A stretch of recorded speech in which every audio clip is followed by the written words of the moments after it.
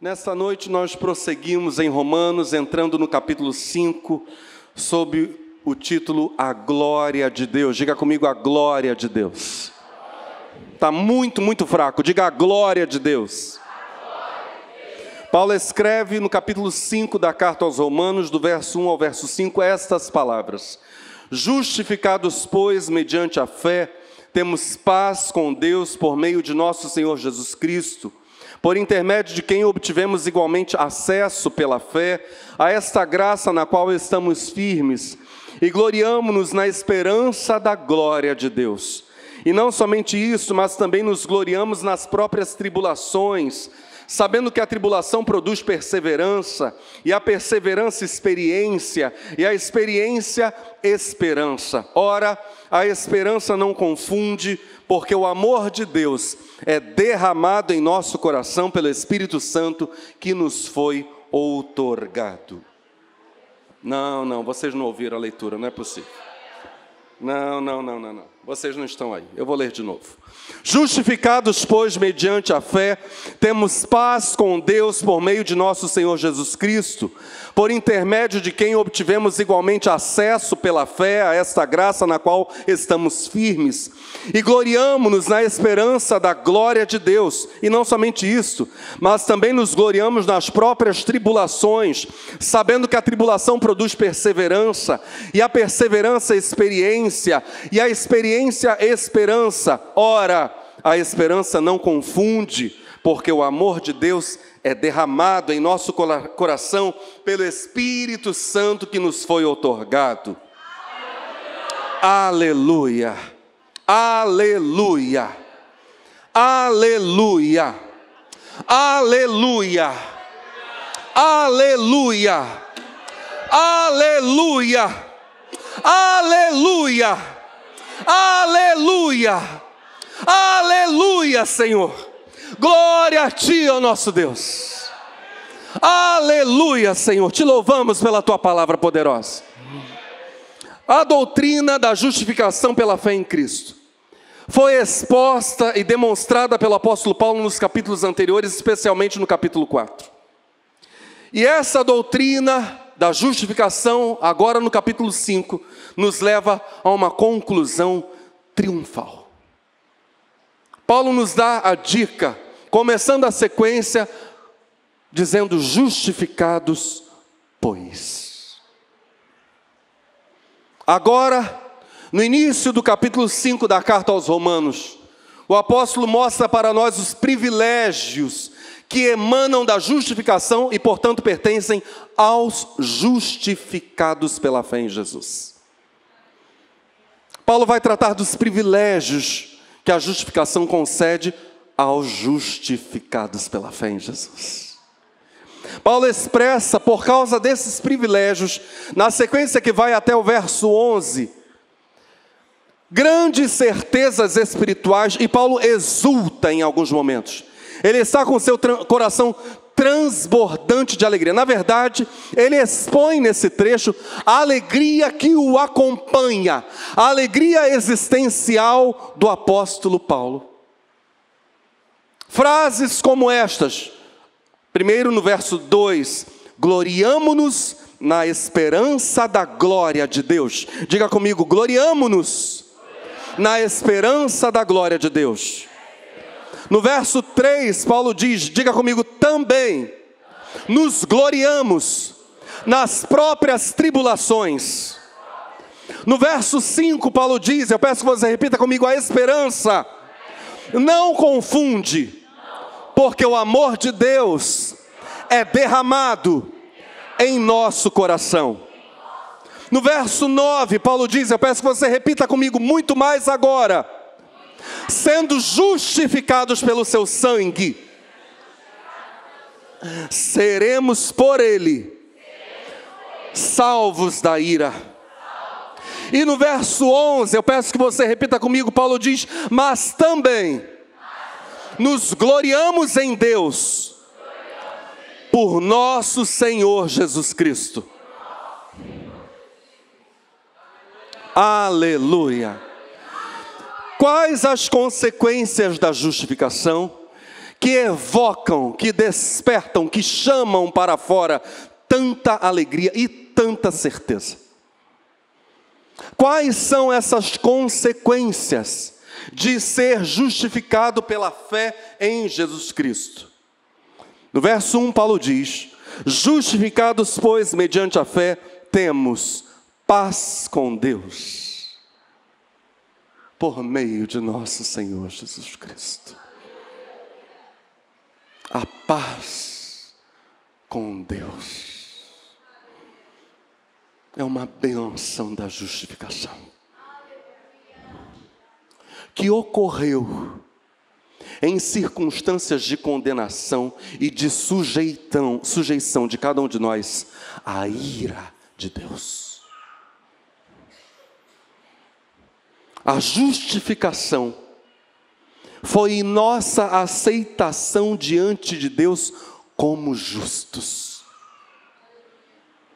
Aleluia. Não se constranja, vai dando glória até o final da mensagem. O pano de fundo, então, da justificação era a nossa alienação de Deus. Era a distância. A paz com Deus é o nosso retorno a esse estado de bem-aventurança, a bem-aventurança da luz do rosto de Deus. Nós voltamos para casa, nós voltamos para o Éden, nós retornamos para o local mais sagrado do universo, que é diante do trono de Deus. Nós estamos de volta. Paz com Deus. Paz com Deus se refere a relacionamento com Deus. Ao falar sobre a paz com Deus, Paulo te invita a um relacionamento objetivo. Paulo não está falando apenas da tranquilidade nos nossos corações, da tranquilidade na nossa mente. Não é só uma questão do lado de cá, não é apenas isso. Acima de qualquer coisa, é mesmo o fim da nossa alienação de Deus. O fim da distância e a nossa restauração a esse estado de bênção. Pastor, eu estou na luta. Meu irmão, você está na bênção. Se você foi justificado pela fé em Jesus Cristo, você está nesse estado bendito, nessa condição abençoada.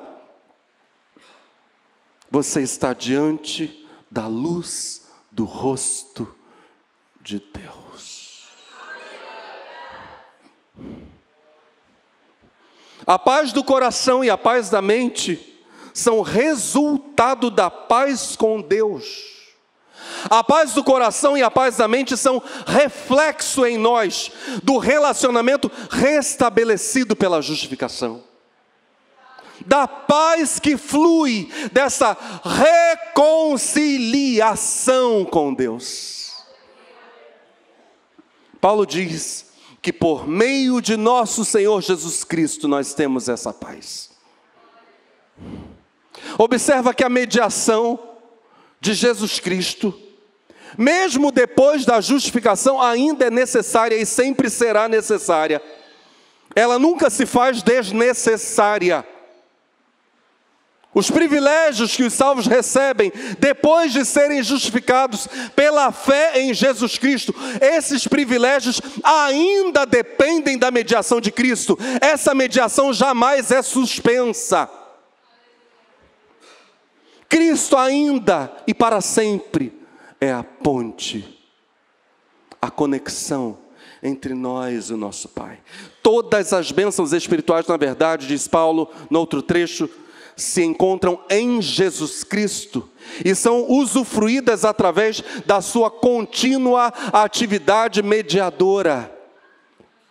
Nós recebemos tudo que Deus tem para nós, que vem até nós fluindo sempre da pessoa de Jesus Cristo, o mediador. Temos paz com Deus por meio, diz Paulo, Justificados, pois, mediante a fé, temos paz com Deus por meio de nosso Senhor Jesus Cristo. No verso 2 ele prossegue dizendo: por intermédio de quem obtivemos igualmente acesso pela fé a esta graça na qual estamos firmes e gloriamo-nos na esperança da glória de Deus. Observa que nesse verso 2 a ênfase permanece. Paulo ainda enfatiza a mediação de Cristo nesse versículo. Diz ele: por intermédio de quem obtivemos igualmente acesso pela fé a esta graça na qual estamos firmes. E a pergunta é: qual seria esta tal graça mencionada aqui? A resposta, de certo, está no versículo imediatamente anterior. Se fosse a paz com Deus, haveria uma repetição desnecessária. O versículo 1 já afirmou expressamente que por intermédio de Cristo vem a nós a paz com Deus.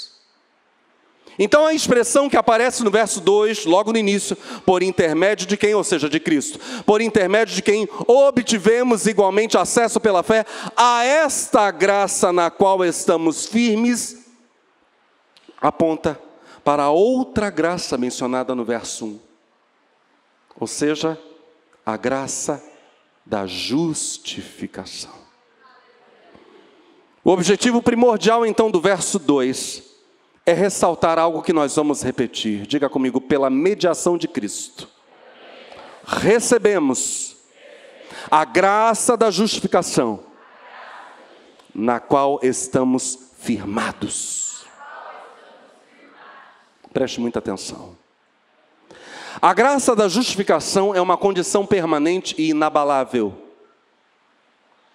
que se origina de uma operação feita por Cristo no passado. Algo feito lá atrás, que existe hoje e continuará existindo. Algo permanente. Algo que não pode ser removido. Há uma dupla ênfase então nesses dois versos. Primeiro, no fato de que Cristo é o mediador da justificação e de todas as bênçãos que derivam de Deus. E dois, no fato de que a mediação de Cristo nos proporciona bênçãos inimagináveis. Entre elas, a entrada na condição de justos. Em duas frases. Diga comigo: mediador entre nós e Deus é Cristo. Essa é a primeira frase. O mediador entre nós e Deus não foi, é Cristo. E a segunda frase, diga comigo: Cristo nos dá o privilegiado acesso às maiores bênçãos de Deus. Esse acesso é pela fé. O acesso às maiores bênçãos depende de fé. Mesmo em nossa aproximação confiante a Deus, cheguemos-nos, pois, confiadamente ao trono da graça. Mesmo em nossa aproximação confiante a Deus, nós dependemos da mediação de Cristo. Por intermédio de Jesus Cristo, nós chegamos a ter acesso, e esse acesso é um privilégio permanente, que resulta daquela ação de Cristo a nosso favor, para a nossa justificação, ou seja, aquele instante em que Ele assume o nosso pecado na cruz do Calvário. Aleluia. Sermos feitos justos aos olhos de Deus, pela fé em Jesus, traz juntamente esta ideia. Quando Deus olha para nós e nos justifica, a todos os que cremos em Cristo, quando Deus declara: justo aos meus olhos. Quando Deus faz isso de modo forense, como vimos, nós somos aceitos diante de Deus para termos livre acesso ao Santíssimo Deus.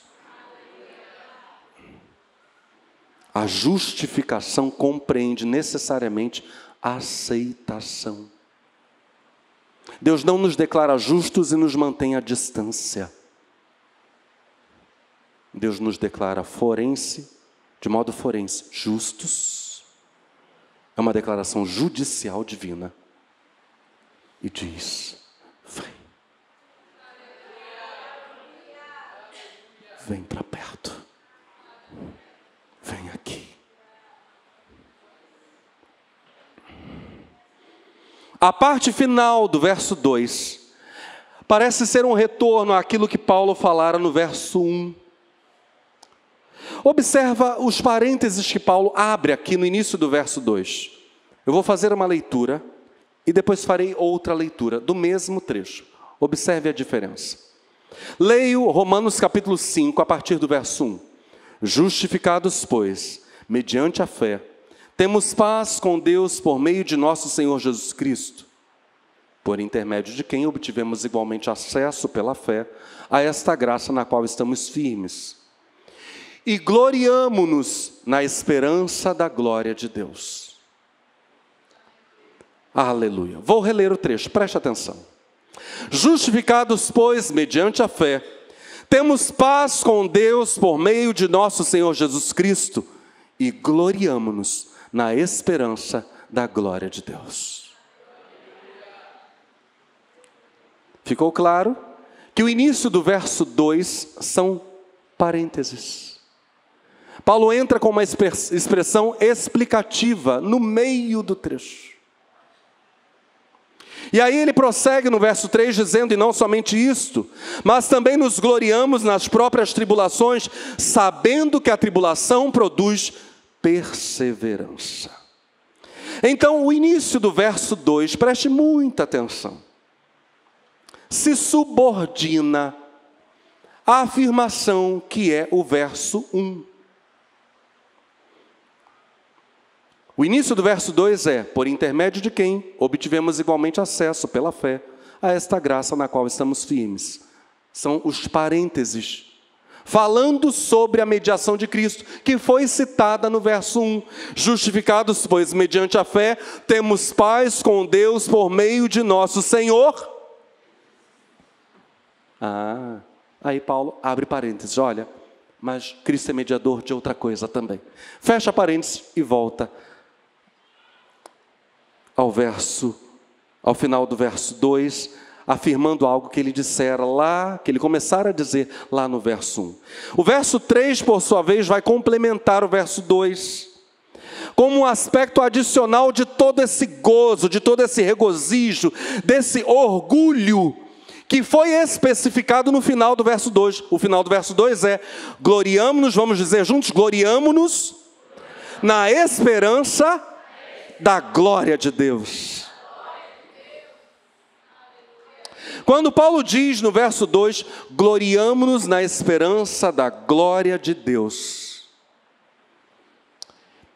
ele se refere a regozijar-se e a gloriar-se no mais alto nível possível. Paulo não está falando de uma alegria leve, de um contentamento. Não é isso que ele está falando aqui. A ideia no texto grego é de uma exultação, de uma alegria triunfante, de um exultante regozijo. É uma situação de clímax de alegria. Paulo diz: gloriamo-nos, nós exultamos, nós temos uma alegria triunfante, nós temos um exultante regozijo.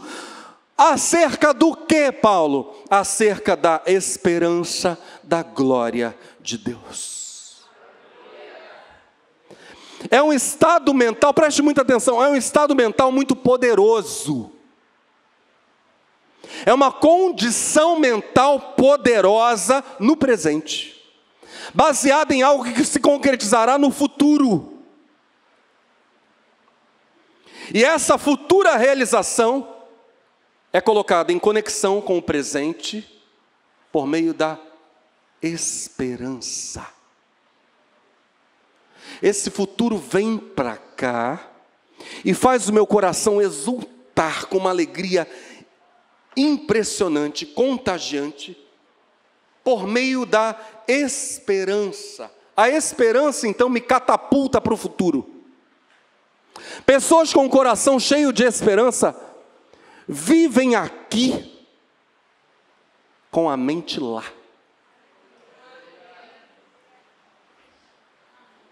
Com o coração lá. É exatamente isso que o autor aos Hebreus vai dizer.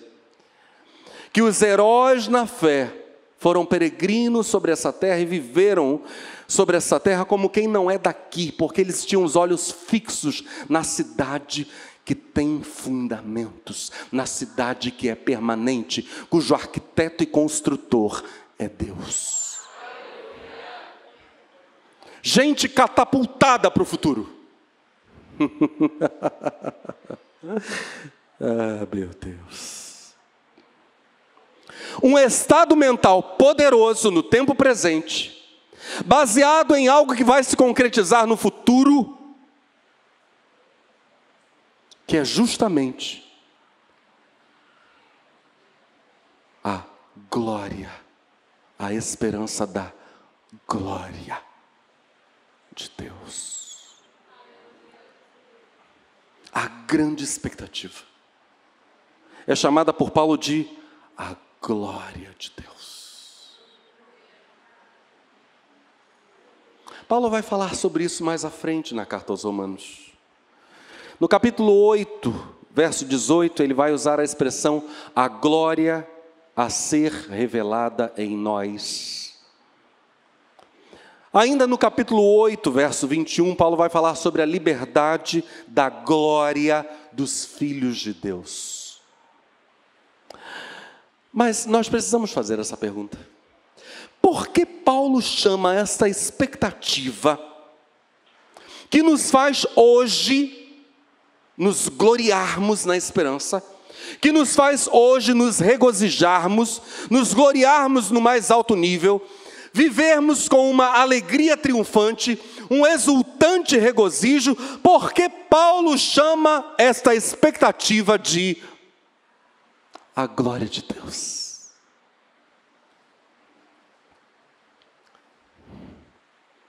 Não basta dizer, preste muita atenção, não basta dizer que é a glória de Deus, porque Deus é o autor da glória proporcionada a seus filhos.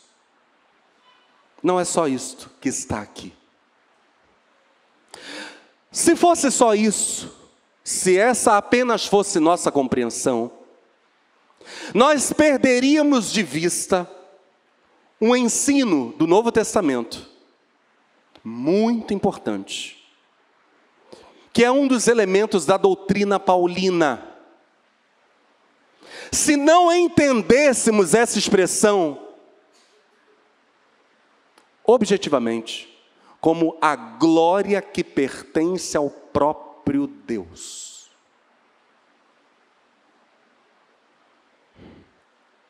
Do que estamos falando? Pensemos no fim desta era, a consumação da redenção. Quantos aqui aguardam o dia da redenção? Aleluia, aleluia. A consumação da redenção no ensino do Novo Testamento coincide. O dia da redenção dos filhos de Deus coincide com a manifestação da glória de Deus. 1 de Pedro, capítulo 4. Aliás, há vários versos. Nós vamos ver alguns apenas nesta sequência da mensagem, até o final. Mas o Novo Testamento está recheado de versos que vão nessa mesma direção. Vamos, neste momento da mensagem, examinar apenas um. 1 de Pedro, capítulo 4, verso 13. Mas alegrai-vos no fato de serdes participantes das aflições de Cristo, para que também na revelação da sua glória vos regozijeis e alegreis. Aleluia. Justamente quando a glória de Deus se manifestar, porque Cristo é Deus, justamente quando a glória de Deus se manifestar, a redenção será consumada, a esperança dos salvos será concretizada, quando a glória de Deus se manifestar.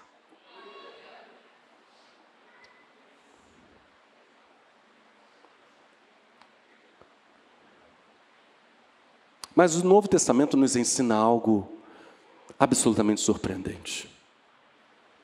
O salvo, quando a glória de Deus se manifestar, e Jesus diz mais de uma vez isto, que Ele virá sobre as nuvens do céu, com poder e grande glória, como um relâmpago que sai do Oriente e se mostra no Ocidente. O detalhe é que o ensino surpreendente do Novo Testamento a esse respeito é o seguinte: o salvo será conformado à imagem daquela glória que será revelada. Noutros termos, quando a glória de Deus se mostrar, nós nos transformaremos ou seremos transformados em espelhos dela.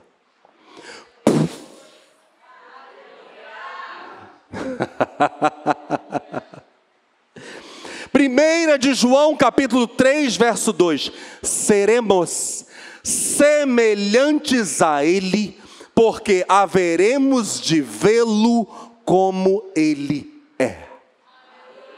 Está muito fraco esse aleluia de vocês.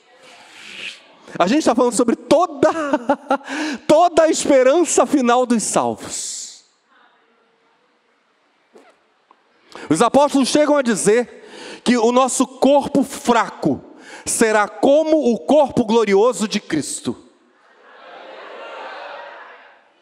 E ele diz que virá com poder e grande glória.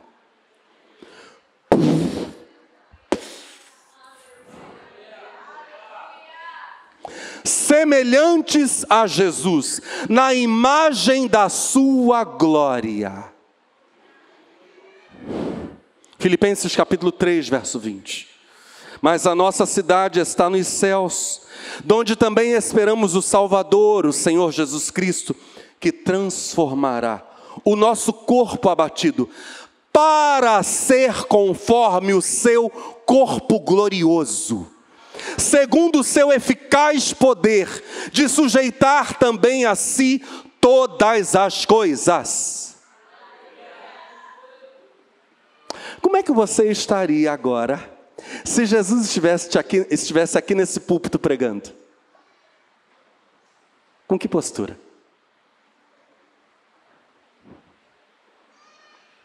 Ele está. Jesus está aqui.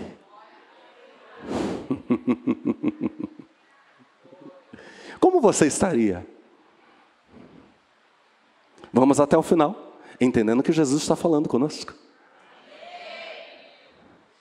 Porque senão é vã a nossa fé.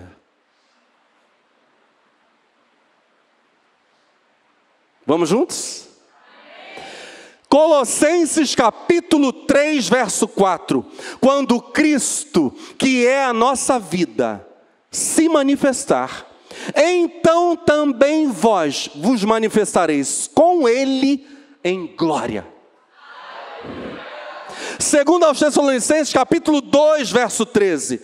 Mas devemos sempre dar graças a Deus por vós, irmãos amados do Senhor, por vos ter Deus elegido desde o princípio para a salvação, em santificação do Espírito e fé da verdade, para o que, pelo nosso Evangelho, vos chamou, para alcançardes, vamos falar isso juntos, para alcançarmos a glória de nosso Senhor Jesus Cristo.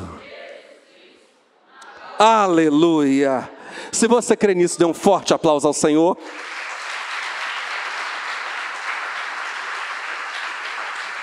Aleluia! Aleluia! Observa, a Bíblia está dizendo para nós que a nossa esperança é a glória de Deus. É isso que Paulo está dizendo em Romanos 5. A glória de Deus é a manifestação da própria glória divina. Agora o detalhe é o seguinte: essa mesma glória, e não outra, essa mesma glória no dia da redenção, diz Paulo, será a glória dos filhos de Deus.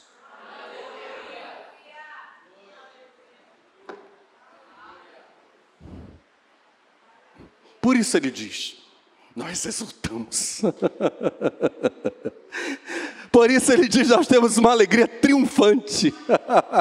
Essa esperança maravilhosa arde dentro de nós. Isso nos puxa para o futuro, mesmo em meio às tribulações. A glória, naquela manifestação, a glória de Deus se refletirá nos salvos e se constituirá ela mesma em reflexo neles. Por isso Paulo pode dizer o que disse em 2 Timóteo capítulo 2, verso 10: portanto, tudo sofro por amor dos escolhidos, para que também eles alcancem a salvação que está em Cristo Jesus, com glória eterna. O tema de hoje é a glória de Deus. O apóstolo Pedro vai dizer na primeira carta, capítulo 5, versos 1, 4 e 10, eu vou saltar aqui agora. Aos presbíteros que estão entre vós, admoesto eu, que sou também presbítero com eles, e testemunha das aflições de Cristo, e participante da glória que se há de revelar. E quando aparecer o sumo pastor, alcançareis a incorruptível coroa de glória.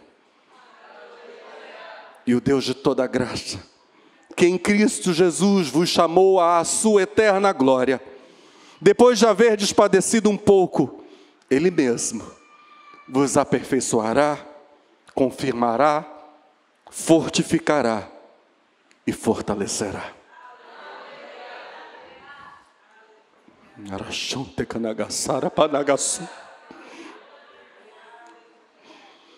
A última etapa, guarde isto. A última etapa da revelação da glória de Deus será o espelhamento ou revelação da glória nos salvos.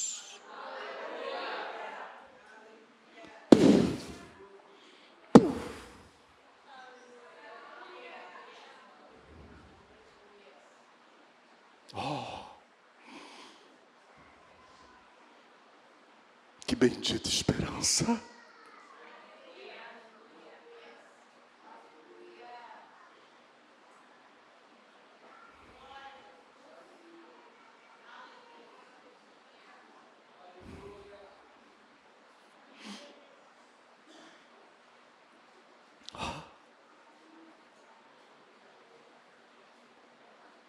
E assim será consumada, por ocasião da volta de Cristo, a redenção dos filhos de Deus.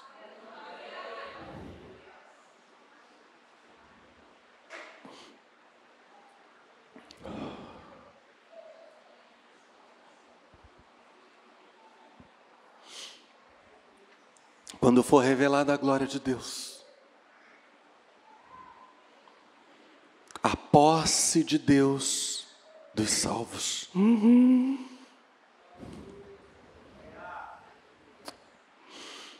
Quando Ele diz: eu serei o vosso Deus, e vós sereis os meus filhos.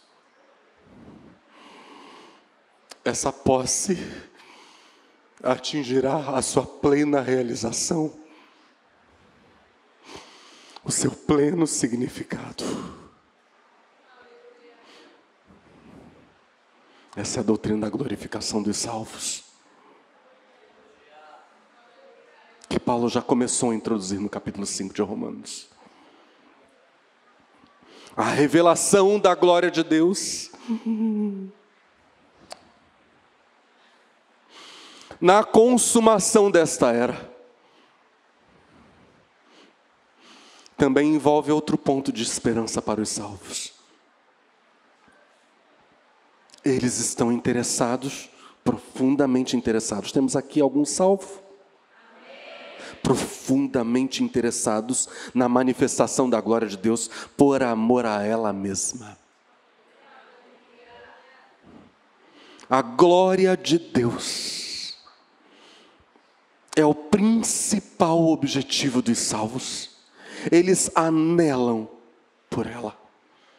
Eles apressam esse dia em que, com a visão completamente desobstruída, eles contemplarão a glória de Deus na sua mais ampla exibição, atraindo tudo para si e revestindo tudo com essa mesma glória.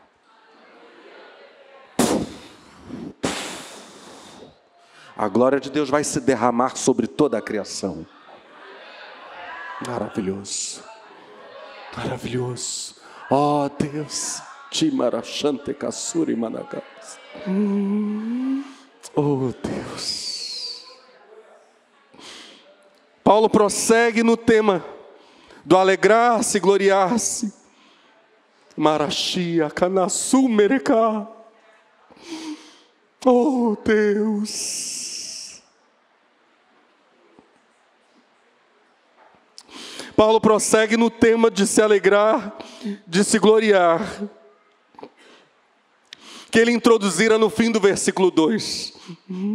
Oh Deus.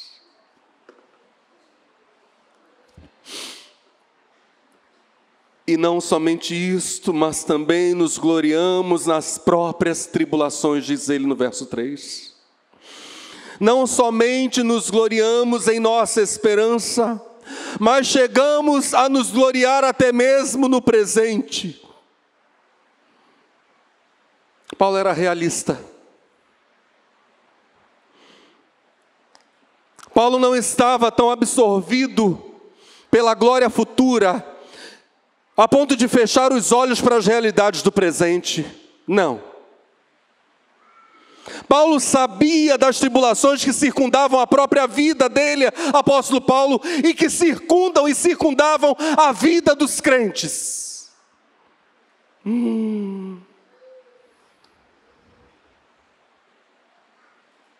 A alegria, essa alegria exultante, apoiada pela esperança, não podia abafar a realidade das aflições, das agonias existentes nesta nossa peregrinação até a concretização daquela esperança. Mas diante das tribulações,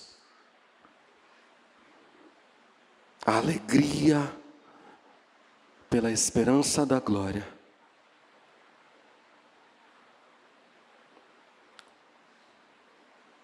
contagiava de tal modo a vida dos crentes, enchia de tal modo a vida dos crentes, que os fatos do agora, que as aflições do tempo presente, eram interpretadas à luz da glória futura.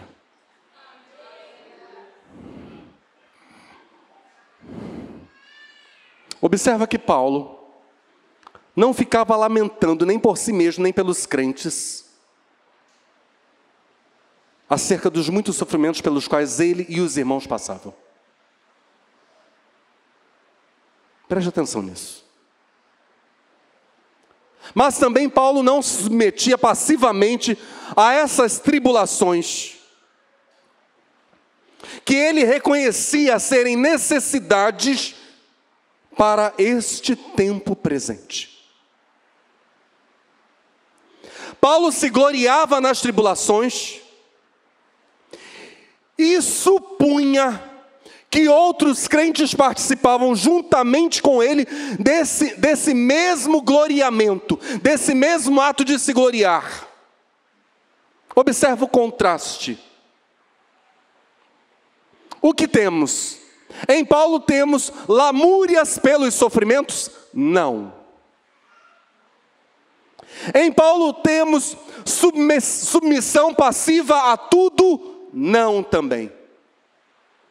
Mesmo quando Paulo reconhecia a ação de Satanás se opondo ao seu ministério, mesmo quando depois de tentar se livrar do mal, Paulo era atingido por ele,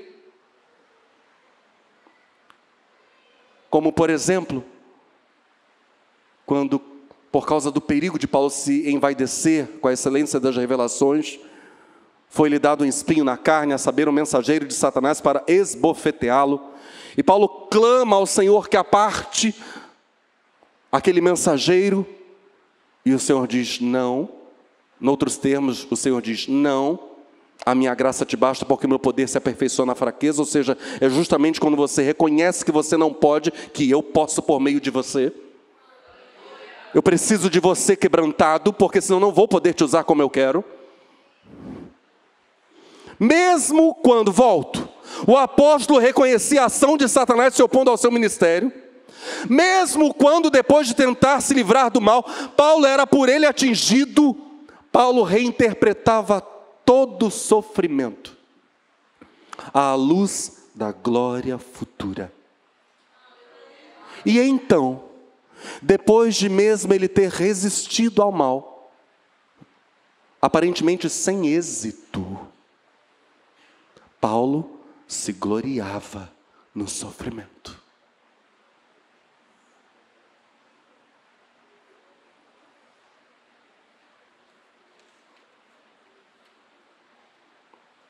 Nós podemos fazer isso mesmo por antecipação. Nós temos o exemplo lá no livro de Daniel, quando Sadraque, Mesaque e Abednego dizem ao rei: ó rei, nós não adoraremos a imagem que fizeste, nós não a serviremos. O nosso Deus nos livrará. Mas se não, ó rei, fica sabendo que nós não nos prostraremos diante dessa imagem. Isso é se gloriar, mesmo se porventura, aparentemente, o sofrimento não for tirado, a oposição não for vencida, mas nos vencer. Se Deus nos poupar, aleluia, dizem Sadraque, Mesaque e Abednego. Mas se Deus não nos poupar, aleluia.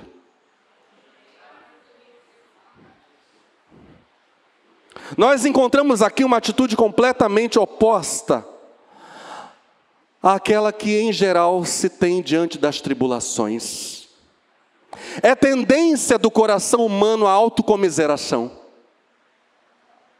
Paulo não reagia desse modo. Agora preste atenção. Não que a glória futura nos proíba de chorar diante das tribulações, não é isso. Porque nós encontramos justamente esse paradoxo. A Escritura vai dizer para nós: alegrai-vos com os que se alegram e chorai com os que choram. É lícito viver a dor do momento. Chorar com aqueles que choram é até um dever cristão. Mas a glória futura, guarde isso, torna impossível o salvo ser massacrado, mesmo pela mais terrível tribulação.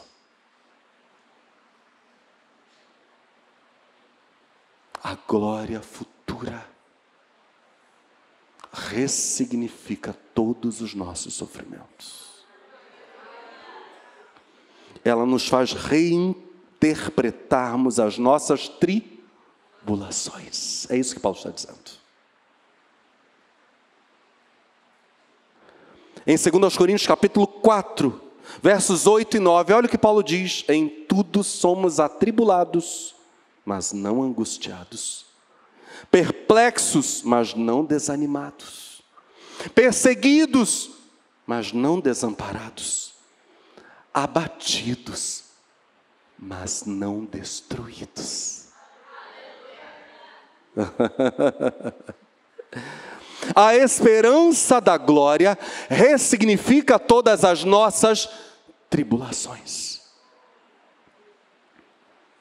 A glória futura foi ela que fez os cristãos cantarem ao serem lançados aos leões.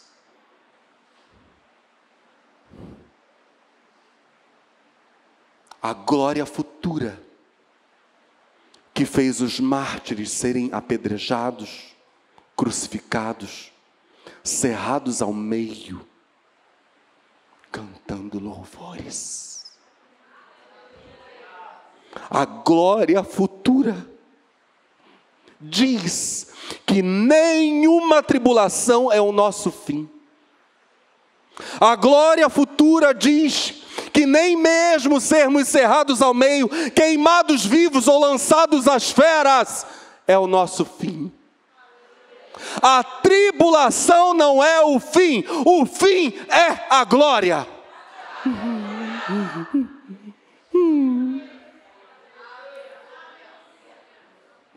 O fim é a glória de Deus em nós. Esse é o final da história. Não é a tribulação. Diga, o fim é a glória. Aleluia. Nesse pensamento de tribulações, Paulo nos fala das aflições que são suportadas por amor a Cristo, daquelas que revelam o poder, a graça de Cristo, daquelas que promovem o bem do corpo de Cristo. Paulo não está falando evidentemente das tribulações decorrentes de pecado.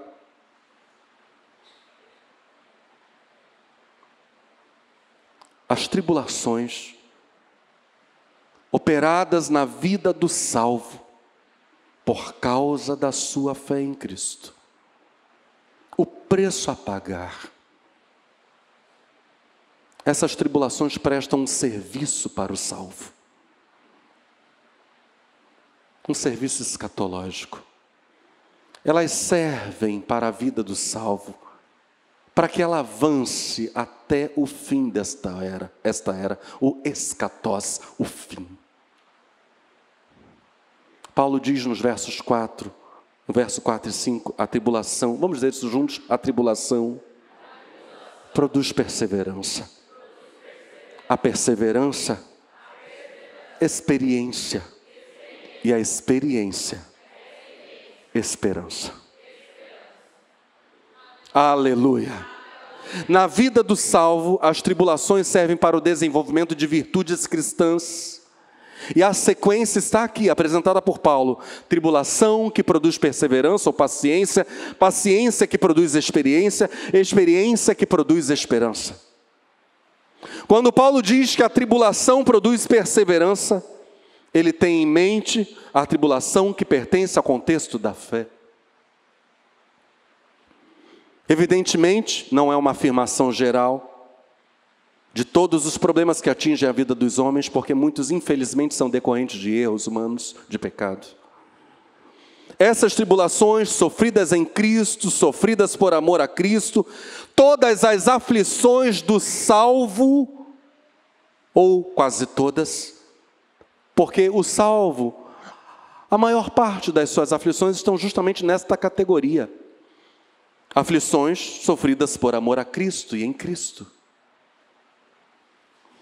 Aliás, são aflições justamente por causa da destinação à glória. Justamente por causa do nosso destino final, somos rejeitados, atribulados, perseguidos. O nosso glorioso destino final é o motivo das nossas tribulações, não mais a nossa vida de pecado. Paulo diz que essas tribulações produzem em nós constância.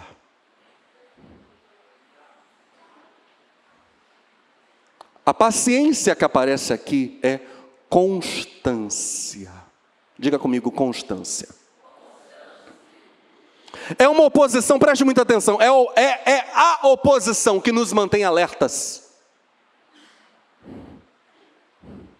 A tribulação produz a paciência, ou constância, ou perseverança.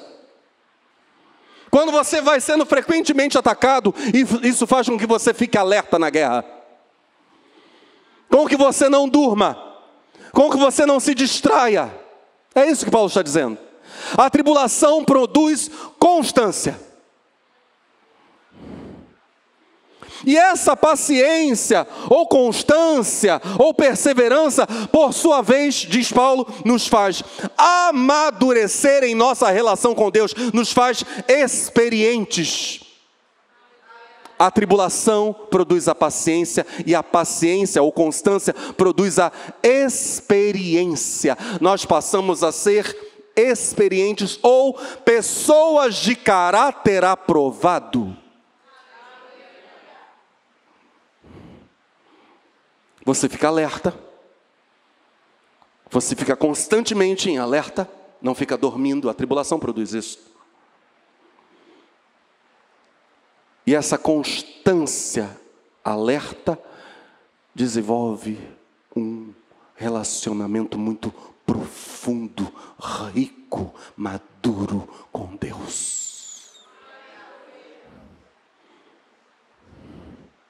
Porque nós não lutamos na nossa própria força. Uns confiam em carros, outros em cavalos, mas nós faremos menção do nome do Senhor, nosso Deus.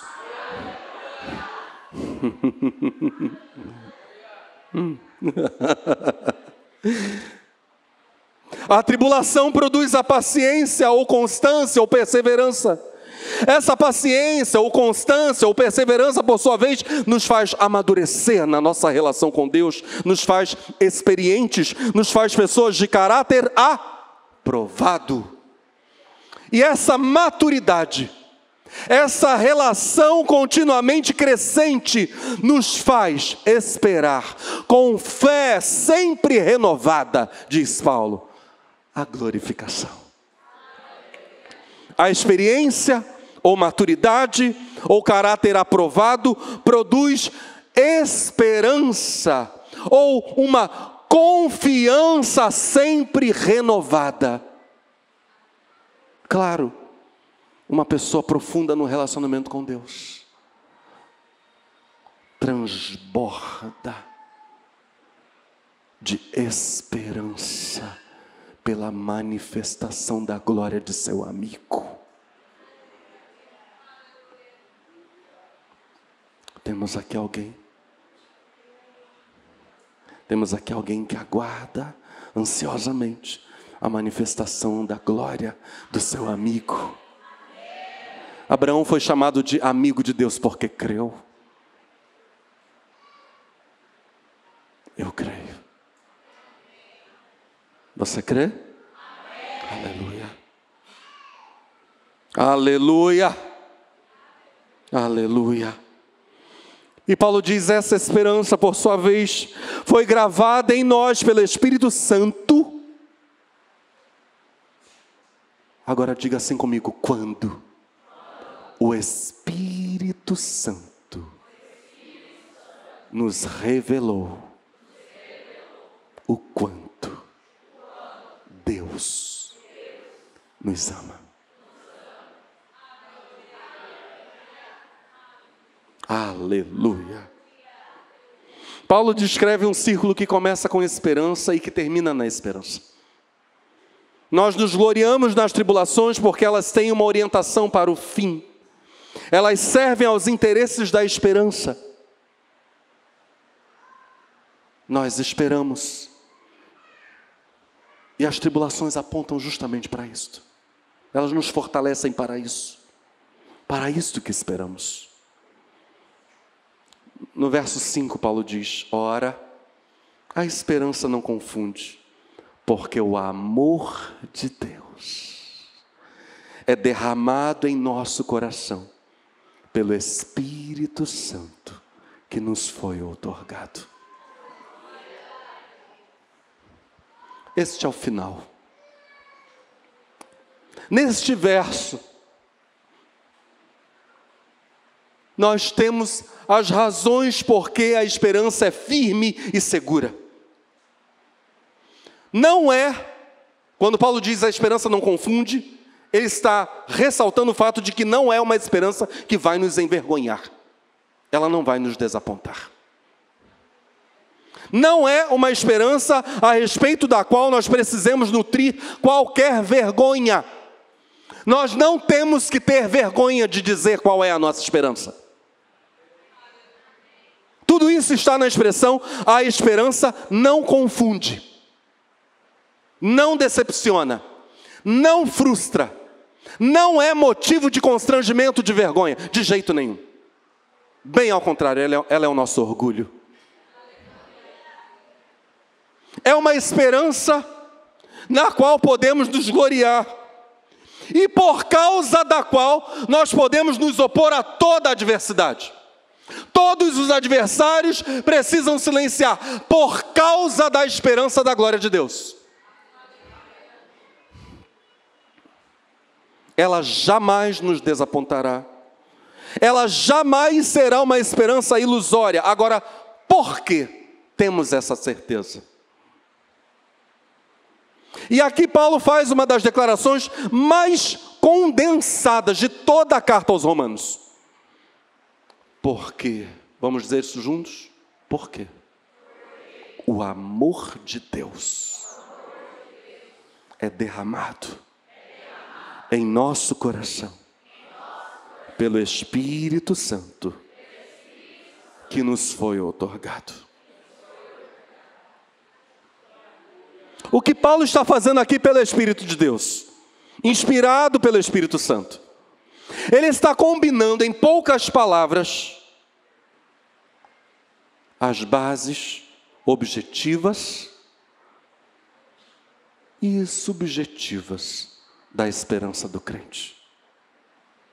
A palavra de Deus garante, é uma base objetiva. E o Espírito de Deus em nós garante, é uma base subjetiva. O amor de Deus, citado por Paulo aqui, não é o nosso amor para com Deus. Não é disso que ele está falando. Ao contrário, é o amor de Deus para conosco. E Paulo vai voltar a este ponto, lá no capítulo 8, versos 35 e 39. Aqui no capítulo 5, 3 versos à frente, verso 8. A base da nossa esperança, a esperança da glória, não é primeiro o nosso amor por Deus, mas é o grande amor que Deus tem por nós. E que elemento é a prova, a evidência desse amor grandioso de Deus por nós, esse amor que não sofre qualquer variação, esse amor que não vai ser revertido em hipótese nenhuma. Aliás, a esperança que esse amor de Deus nos assegura é tão irreversível quanto o próprio amor de Deus. Quando Deus vai deixar de nos amar? Quando? Nunca. Ele não reverte esse amor. De igual modo, a nossa esperança também é irreversível. Se, como nós vimos no domingo, a base da nossa fé é o amor que Deus tem por nós, agora eu e você precisamos afirmar o seguinte: a glorificação é tão real quanto o amor que Deus tem por nós. Podemos crer nela tanto quanto cremos na cruz de Cristo. Você ouviu isso? Quantos creem na cruz de Cristo? A maior prova de amor. A nossa glorificação é tão real quanto a cruz. Essas coisas estão eternamente entrelaçadas e não podem ser separadas.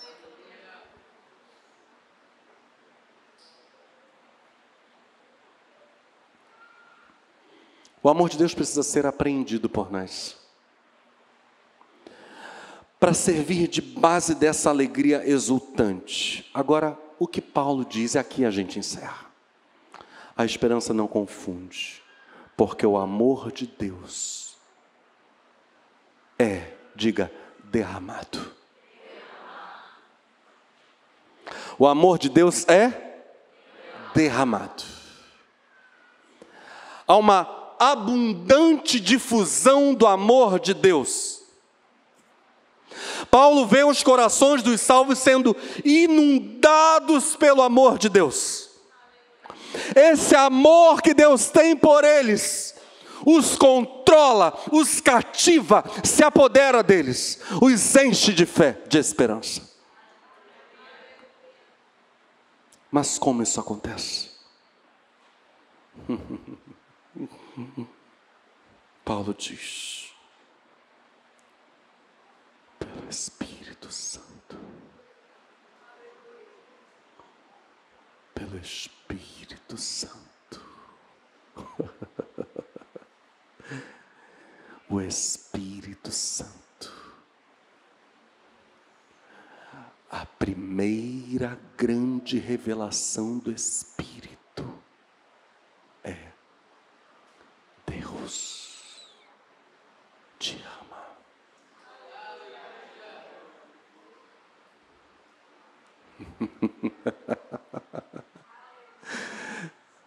O Espírito Santo fala tantas coisas maravilhosas, mas a primeira é esta: teu Pai te ama. O Pai te ama com o mais poderoso amor.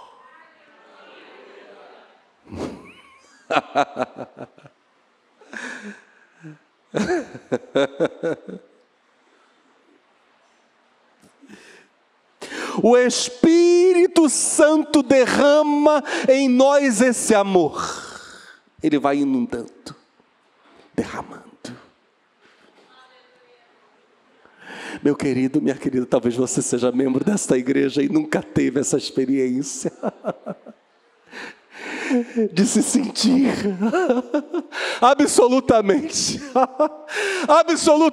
imerso nesse amor de Deus.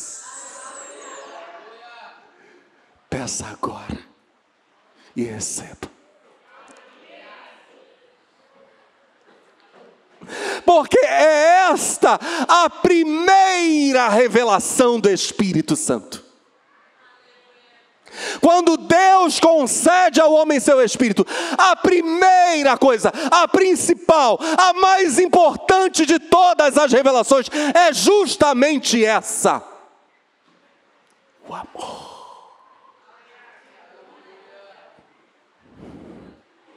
O amor de Deus.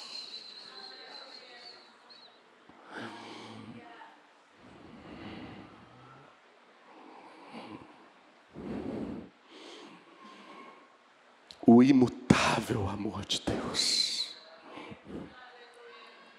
O Espírito Santo, que habita ou passa a habitar no salvo,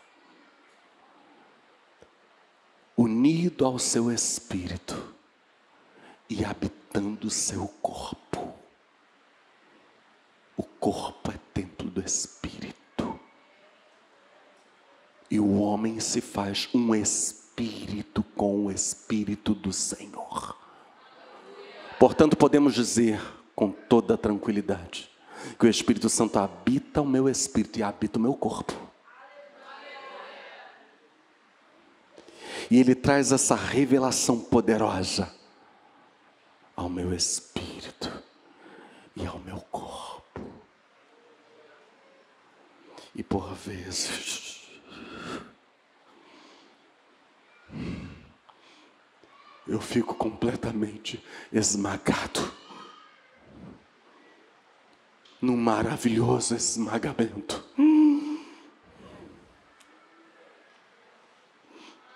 Esmagado pelo amor. E enquanto eu estou esmagado pelo amor, tudo que é desamor vai saindo de mim. A sujeira, a escuridão. E enquanto eu estou sendo esmagado, e todo o meu ser vibra do amor de Deus,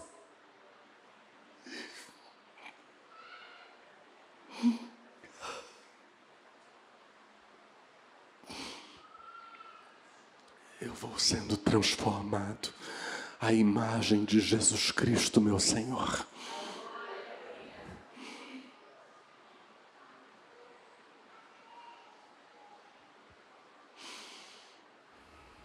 Nesta noite,